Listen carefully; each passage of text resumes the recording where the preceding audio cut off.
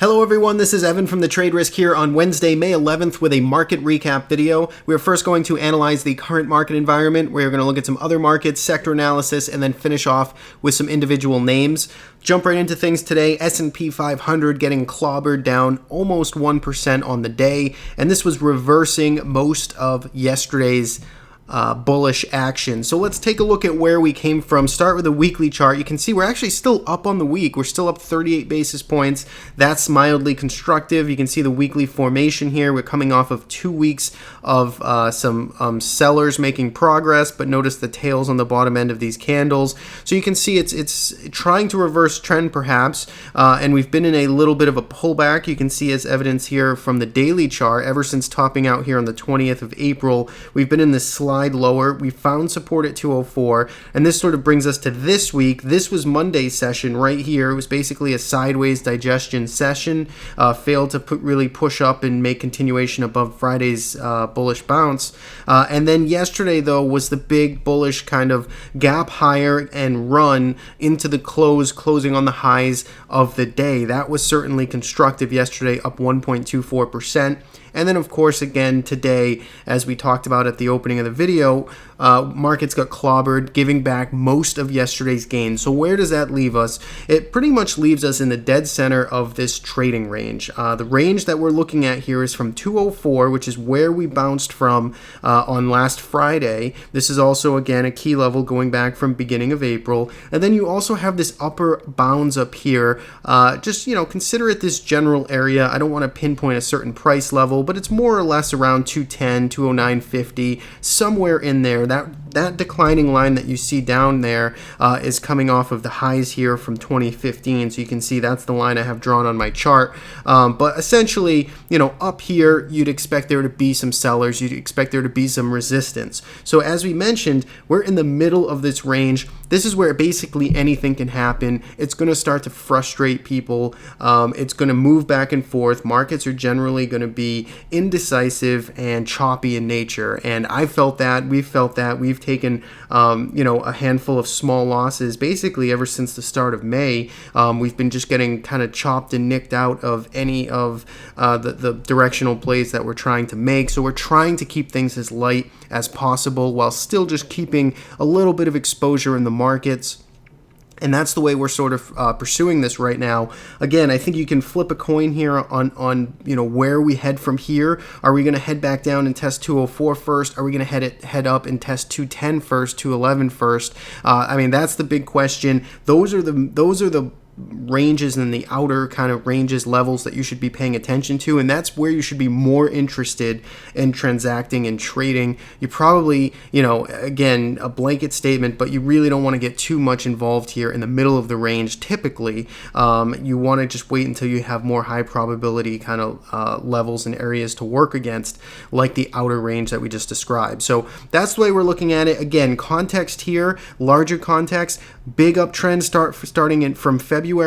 We had a nice, multi-month trend higher to the top of a long-term trading range that we've been in for multiple years. So you have this intermediate trend to the top end of a long-term range. That's where we are right now. We're basing underneath resistance. We're kind of stuck in a tough place right now, and we need to wait and see which way this market wants to resolve. Again, we have earnings season that's still kind of tailing off here, and we had some bad numbers from some key players today. I don't want to get into those really, though. IWM, let's move into that. Small cap index, you can see minus 1.24% on the day. Similar picture here. Again, you have this pullback of the past couple of weeks now. You had a nice 2 or 3 day bounce, and now we gave up all of yesterday's action here, Tuesday's action, closed on the lows, actually took out the lows just a little bit. So once again, you're going to maybe look for IWM to hold in here right around 109. The top end of this range up here around 114. A little bit more, just a cleaner sort of chart here than the S&P 500. Maybe not as choppy in the small caps. You're starting to, you're seeing more follow through on some of these days here. So IWM looks a little more interesting to perhaps trade against than the very choppy S&P 500. So keep an eye on that, but still similar comments apply in the Qs.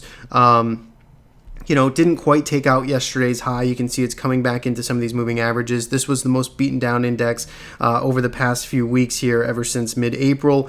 It found some support right underneath 105, had that nice bounce up. See how it acts up here. Again, I think the lows, you're using the same day's lows, I think, on all these indices, which is Friday, this past Friday.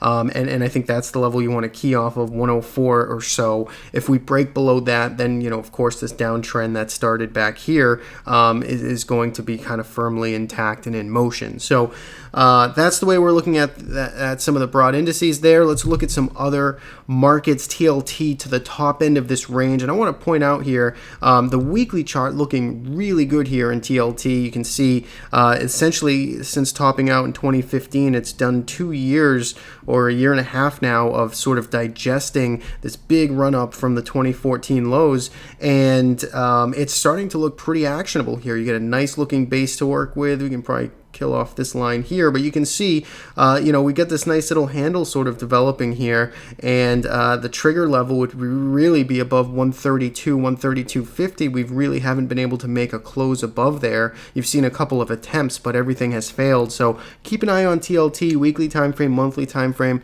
That looks good for you longer term players. If we look at some gold, go back to the daily time frame, you can see up 1% today.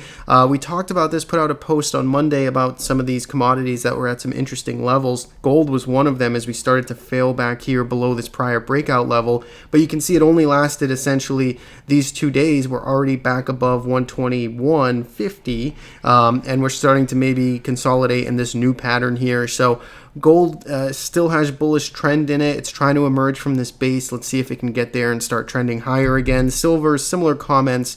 You can see here it's been in an uptrend. It's breaking through consolidation patterns. Needs to get back above 1675 or so. That'll probably, that would ignite and continue its trend that it's been on.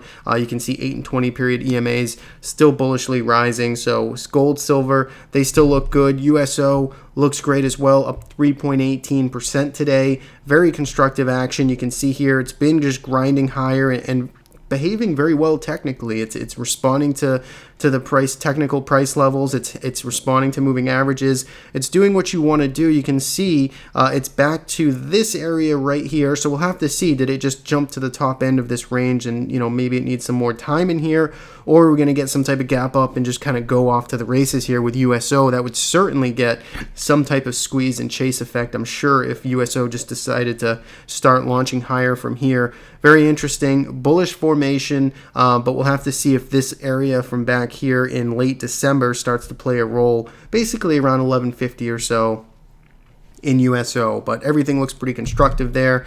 UNG also very constructive here. I've been bullish on this market for a while, been trying to stay patient, waiting for some type of move here. We did try and play it a couple of times in this chop and got chopped, but we are back involved in this on the long side again. UNG, I do like this close, two days of closing at $7. I'd still love to see a little a thrust off of $7, get higher, get above there, and start to really trend. We have yet to really see that, but we'll be looking for that in the coming days or weeks. We're long UNG, constructive here, and I think you have some pretty clear areas to sort of trade against and use as your stop loss.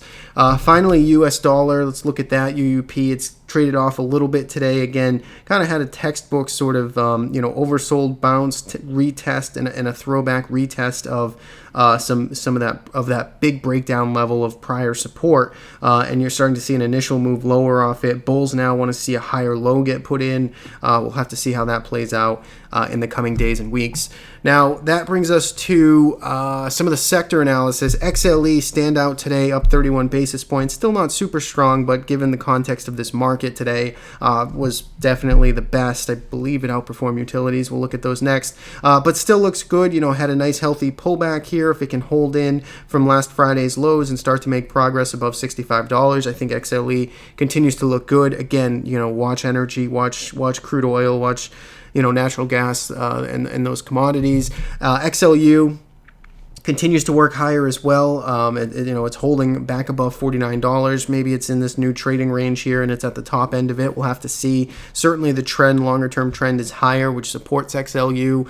Staples had a bit of a hit today, but still probably a buying opportunity. This is effectively the leaders right here, the staples. And I think, on weakness, you'd probably want to be more interested buyers than you would be aggressive short sellers here. So keep an eye on that. As XLP comes back. Same thing with IYR. This one really got hit today, down almost 2%, but I really like the technical picture here, especially on the weekly chart. You can see had this nice breakout last week. This looks good. Again, I'd probably favor looking sell-offs as opportunities rather than risk to the downside, but we'll have to see how those play out. XLB also holding up pretty well, and financials, I'm going to put those in there again. I do think there's something happening here on just firming up just a little bit here on the financials. Again, still kind of a mess. I'm not going to make a big deal out of it now, but just keep an eye on financials. They're on my radar. And then an IBB, of course, is just this one got hit today, down 3%, back to the lower end of this range. Probably wants to come back down here and retest sub 250, see how it acts down there. If it can get down there in the coming days or weeks. Now, moving into some individual names, we'll go through these quick. Apple, still playing around with this range. Again, I talked about this in the last video. I think this is going to be a real messy area, a lot of chop, a lot of indecision. There's so many eyes on this level. Again, I think everybody, even the non-technicians or people who don't look at charts, know that $92 is some magic level to watch. So I think you need to be careful here. It's probably going to just have one, I would suspect that this usually ends with, or some type of move happens on some gap of 1 or 2% that nobody wants to chase, but eventually becomes the directional move here. Whether it's up or down, I have no idea. But I wouldn't want to transact right in here. Wait until you get some clarity in Apple. Google, not too much to say about it. Down 1% today. I don't think this was on my list to talk about. Look at this big range that it's in. It's pretty much going to do that. Amazon is just running off here. It's cleared $700. It's had its earnings gap higher here, based out for a few days, and now it's sort of off to the races. Weekly chart, the thing is, just kind of exploding higher. Monthly chart, on all time frames, this is now trending higher, all-time highs. Amazon, to me, this looks like something, if you want to be involved in it, you really just have to kind of close your eyes and buy this. Again, I'm not advising anyone to do this. I am involved in this on my long-term account. I do own Amazon, but as far as my trading account goes, it seems like one of those things where this is, I wouldn't be surprised to see this in 2 or 3 weeks at 750 or 775, and it's just going to be this grind higher that nobody wants to chase, but it's probably going to just keep moving higher. Again, I'm not saying rush out here and buy it and ignore all your risk management, but I think that's just the way this is going to be. And we'll have to see how it all shakes out, but certainly looks great. One of the few that are out there performing, making new highs, that are in the high growth space, not utilities or something like that. Facebook, we'll go there next, failed to kind of, pushed higher, failed, maybe made some slightly higher high here. It took out these immediate earnings highs here and then kind of failed and closed on the lows. Still technically behaving very well above the 8 and 20. Looks constructive, but certainly showing that it's not ready, unlike Amazon. What else do we have to go through? Tesla had a nice move today intraday and then gave most of it all back. Still looking vulnerable here, but we'll have to see if it takes out 205. Probably your next actionable short. And then Alibaba, this one's been pretty strong recently. Don't forget about this one. Tried to push higher today, failed, but it's still closed green on the day. It's at a pretty important level, right around this $80 level. I think if you can get back above there, you start to put, you start to get a little more constructive on Alibaba. This has been in a long-term uptrend, then it got shaken out around here, and now it's very quickly back to the highs. So Alibaba looks pretty interesting. And I think that's it. I think we'll end there. So thank you, everyone, for watching. As always, thank you for those who subscribed, and for those of you who haven't, bottom right-hand corner. Thank you, and I will catch you guys next time.